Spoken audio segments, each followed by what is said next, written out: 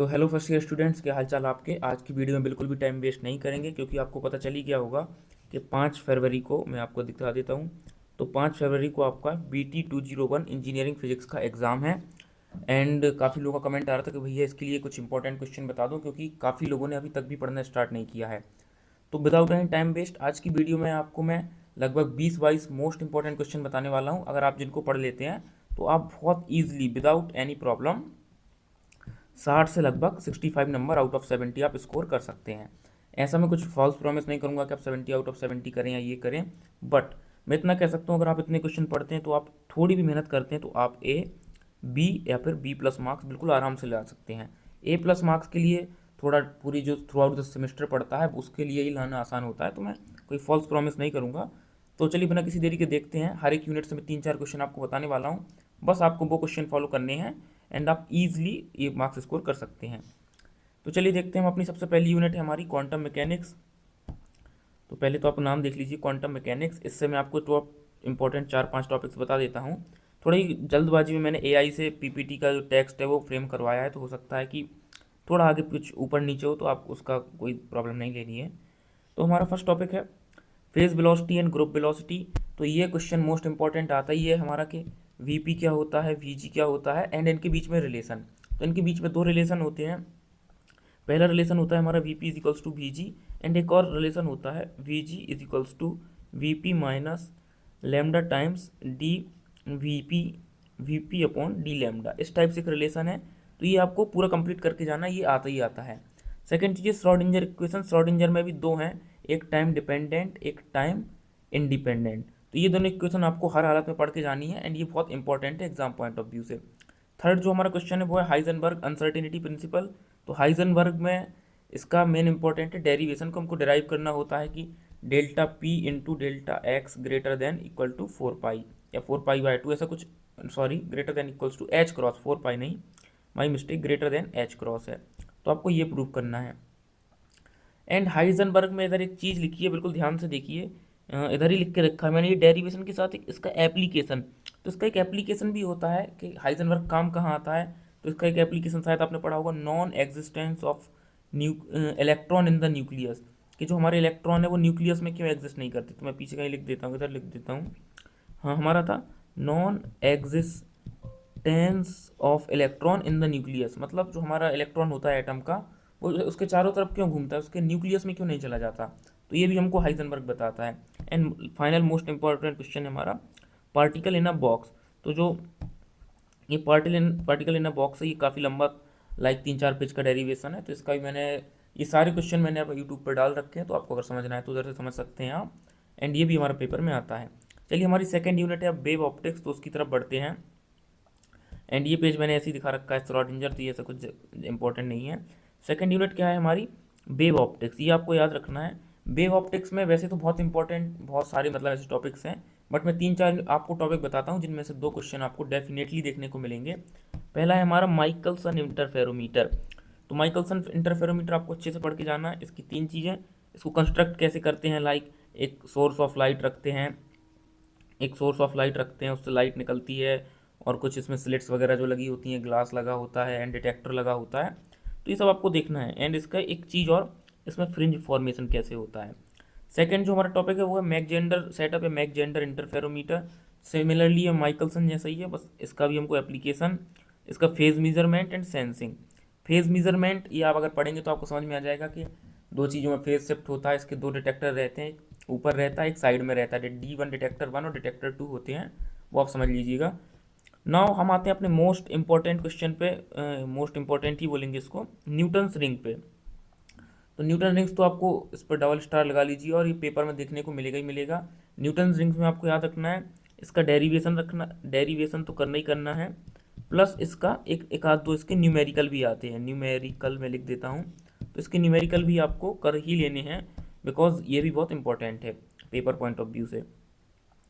इसके बाद इसका एक और क्वेश्चन है फ्रॉनहोफर सिंगल स्लिट डिफ्रैक्शन। तो ये टॉपिक आप थोड़ा अगर हो सके तो देख कर जाएं, अगर आपसे ना हो रहा हो तो आप इसको बाद के लिए भी स्किप कर सकते हैं, लेकिन अगर हो सके तो आप कर लीजिए। एंड एक और टॉपिक हमारा रिले क्राइटेरियन, रिले क्राइटेरियन नाम से। तो रिले क्राइटेरियन भी काफ़ी इंपॉर्टेंट टॉपिक है, बट ये दोनों हमको सेकेंडरी रखने हैं इस यूनिट में, बिकॉज इससे पहले जो ये मैंने 3 क्वेश्चन बताए, माइकलसन, मैकजेंडर एंड न्यूटन रिंग, सबसे पहले हमको ये कंप्लीट करना है। तो हमारी ये यूनिट हो जाती है ख़त्म इसके साथ। नेक्स्ट जो हमारी यूनिट है वो है लेज़र। तो लेज़र पे आते हैं। खैर इसके बाद हमारी एक और यूनिट आती है जो सेमीकंडक्टर वाली, तो वो हम लास्ट में मैं आपको बताऊंगा। उससे पहले जो ये हमारी लेज़र, ये है यूनिट 4। तो मैं आपको पहले यूनिट 4 का बता देता हूँ क्योंकि ये थोड़ी आसान है कंपेरेटिवली। तो लेज़र की यूनिट में आपको क्या क्या पढ़ना है। सबसे पहली चीज़, एक क्वेश्चन गारंटी से आएगा, लेज़र क्या होती है। लेज़र फिजिक्स फंडामेंटल्स, ये लिखा है ना फंडामेंटल। फंडामेंटल में इसकी डेफिनेशन कि लेज़र होती क्या है। तो डेफिनेशन हो गई। लेज़र का फुल फॉर्म क्या होता है, बिल्कुल याद करके जाइएगा। लाइट एम्पलीफिकेशन, जो भी होता है, अभी इसमें नहीं जाते हैं। एक क्वेश्चन आता है काफ़ी इंपॉर्टेंट कि लेज़र की प्रॉपर्टीज़ क्या होती हैं। तो जैसे लेज़र मोनोक्रोमेटिक होते, मोनोक्रोमेटिसिटी, कोहेरेंस, टेम्पोरल एंड स्पेशियल, 2 प्रकार के कोहेरेंस होते हैं इसमें, डायरेक्शनलिटी, हाई इंटेंसिटी। तो ये 4 पॉइंट्स को आपको लगभग 2 से 3 लाइन में एक्सप्लेन कर देना है। लाइक मोनोक्रोमेटिक, इसमें सिर्फ एक ही टाइप की वेवलेंथ रहती है, इस टाइप से। एक और क्वेश्चन आता है हमारा, 2 प्रकार का एमिशन होता है, एक स्पॉन्टेनियस एमिशन, एक स्टिमुलेटेड एमिशन। तो ये क्वेश्चन है हमारा एमिशन टाइप्स। तो जब हमारा इलेक्ट्रॉन ऊपर वाली स्टेट से लाइक ऐसे नीचे वाली स्टेट में आता है तो उसमें एमिशन होता है। तो इसमें आपको एक्सप्लेन करना होता है कि एमिशन के 2 टाइप, स्पॉन्टेनियस एमिशन क्या होता है, स्टिमुलेटेड क्या होता है। काफ़ी इंपॉर्टेंट है। एक और मोस्ट इंपॉर्टेंट क्वेश्चन पे आ जाते हैं, बिल्कुल भी आपको स्किप नहीं करना है। Relation between Einstein coefficients A and B. तो इसमें 2 आइंस्टीन के कोफिशिएंट रहते हैं, ए एंड बी। इनमें आपस में रिलेशन क्या रहता है और इसकी वैल्यू क्या है, ये आप सर्च करिए, आपको टॉपिक मिल जाएगा। मैंने मेरे चैनल पे भी अपलोडेड है, तो आप उसको देख सकते हैं। एंड ये टॉपिक आपको बिल्कुल भी छोड़ के नहीं जाना है, ये काफ़ी हाईली चांस है आपको पेपर में देखने को मिल जाएगा। एंड तो लेज़र के ये हमारे बेसिक 3 क्वेश्चन हो गए। एंड 2-3 टाइप की आपको लेज़र जरूर पढ़ लेनी है, जो आपको याद हो जाए। मैंने 3 इंपॉर्टेंट लेज़र बताई हैं, जैसा आप देख सकते हैं इधर। कलर कहाँ गया मार्कर। वैसे तो 4-5 लेज़र हैं आपकी, बट फर्स्ट आपको अपनी रूबी लेज़र है, जो रूबी लेज़र करके जानी है। एंड हर लेज़र में 3-4 चीज़ें होती हैं कि एक्टिव मीडियम क्या होता है, ऑप्टिकल रेजोनेटर, ऐसी 3-4 चीज़ें होती हैं। तो लैंप किस चीज़ का यूज़ होता है, एक्टिव मीडियम कैसे यूज़ होता है, एंड इसका स्ट्रक्चर वगैरह क्या होता है। सबसे पहले हो गई आपकी रूबी लेज़र। रूबी लेज़र आपको पढ़ के जानी है। हीलियम नियॉन लेज़र और CO2 लेज़र। और ये तीनों ही बराबर तरीके से इंपॉर्टेंट हैं, जिसमें हीलियम नियॉन और CO2 बिल्कुल बराबर तरीके से इंपॉर्टेंट हैं। अगर आपको ये 3 लेज़र याद हो जाती हैं, अगर आपको ये आसान लगता है, तो इसके बाद एक और चौथी लेज़र आती है, दैट इज एनडी याग लेज़र। मैं इधर लिख दे रहा हूँ, देखिए आप, एनडी याग, एनडी याग। तो एनडी याग लेज़र भी अगर आप कर सके तो कर लीजिए, क्योंकि कई बार पेपर का पैटर्न हो सकता है कि ना रिपीट करे हर बार की तरह, और कुछ हो सकता है धोखा हो जाए, तो उस केस में हम प्रिपेयर रहें। इसके बाद आता है हमारी एक यूनिट ऑप्टिकल फाइबर। तो ऑप्टिकल फाइबर बिल्कुल स्मॉल यूनिट है, स्मॉल इतनी है कि आप आधे घंटे में पूरी यूनिट खत्म कर सकते हैं। इसमें मेनली 3 चीज़ हैं। पहला जो टॉपिक है इसमें जो कि इम्पोर्टेंट है, दैट इज़ एक्सेप्टेंस एंगल क्या होता है, आपको ये याद करके जाना है। एक्सेप्टेंस एंगल थीटा क्या होता है। And second thing, numerical aperture क्या होता है। इनकी 3-3 4-4 लाइन की डेफिनेशन है जनरली। एंड लास्ट चीज़ हमारा वी नंबर। ये तीनों के जो तीनों हैं, ये तीनों टॉपिक इंपॉर्टेंट हैं, और ये मुश्किल से आपको 3 से 5 लाइन की इनकी डेफिनेशन है, और इसका फॉर्मूला है, बस एक फॉर्मूला या फिर डेरिवेशन जो भी कह लीजिए। एंड ये आपको शॉर्ट नोट में देखने को गारंटी से मिलेगा ही मिलेगा पेपर में, इन 3 में से कोई भी एक पॉइंट। एंड इसका एक न्यूमेरिकल भी आता है, तो आपको इसका न्यूमेरिकल देख लेना है, बहुत आसान है। जस्ट वैल्यू पुट करनी होती है इन फार्मूलाज में, एंड इसका आंसर हमारा इजीली निकल आता है। इसके बाद हमारी थर्ड यूनिट जो आती है, जो मैंने पहले पीछे स्किप कर दी थी, अभी हमने 4th यूनिट की बात कर ली थी। तो जो थर्ड यूनिट है अपनी, वो सेमीकंडक्टर तो एंड इलेक्ट्रोमैग्नेटिक्स। तो ऐसा कुछ इलेक्ट्रोमैग्नेटिक्स तो खास है नहीं इसमें। इसमें से main important point, PN junction diode क्या होते हैं, उसका वीआई कैरेक्टरिस्टिक्स क्या है, और एक चीज़ इधर जीनर ब्रेकडाउन, जीनर डायोड। तो जीनर डायोड हमारा क्या है, ये चीज़ हमको पढ़ लेनी है।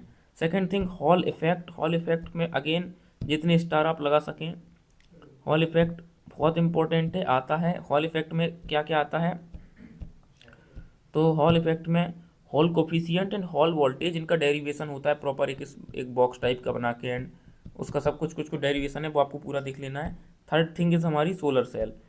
तो सोलर सेल होता क्या है पहली चीज़, दूसरी इसका कंस्ट्रक्शन, तीसरी इसकी वर्किंग।